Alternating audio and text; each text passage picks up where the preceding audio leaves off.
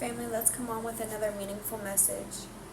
It's time to break those cycles, whatever it may be, to break everything negative, to finally figure out the enemy's patterns, to finally figure out God's patterns. Because when you are able to break the bad cycles and develop new, good, positive cycles, you will start to see that shift. And even though the shift may be small and tiny right now, you have no idea, we have no idea what is going on behind the scenes, the battles that our spirits are fighting for us, the battles that our angels are fighting for us.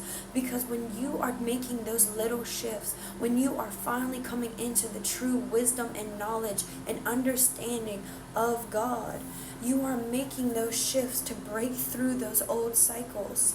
So let me just give you a couple examples that I have been noticing on my life, that I have been working hard to break through, so that way I can finally see and enjoy the promised land, the land of milk and honey. Because be reminded, family, the land of milk and honey is here on earth, and it only takes you to get yourself to that mindset, the Christ-like mindset. So one big cycle that I was constantly stuck in was self-doubt, was self-hate. I constantly kept telling myself that I wasn't good enough for the kingdom of heaven, that I wasn't big enough, that I wasn't doing enough. But in reality, I was right on the path that God wanted me to be this whole time. Now, yes, I had to make little tweaks and transitions, but the enemy the whole time was constantly telling me that I was not good enough, that I was not doing God's will, that I was doing my will. But as I continued praying for God's wisdom, knowledge, and understanding, His gift of discernment, I realized that the enemy was just holding me in that cycle of telling myself I'm not worthy, that I had to have, that I was doubting myself, that I was not big enough, and I was never going to be great enough for the kingdom of heaven.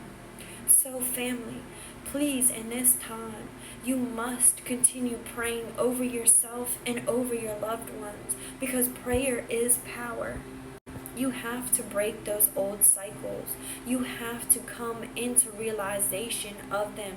You have to expel them. You have to rebuke them. You have to learn how to get comfortable in uncomfortable ways. Because when you become uncomfortable, that is what is building you into something that you have never been before. But when you stay in those comfort zones, the enemy usually has you right where he wants you, because he knows that you're not going to step out into something unknown. Be reminded, the land of milk and honey is foreign to all of us. None of us have seen it, but we are all able to enter it. So it is time that you get out of those comfort zones and you become uncomfortable, and you become someone, the person, the human that God has created you to be.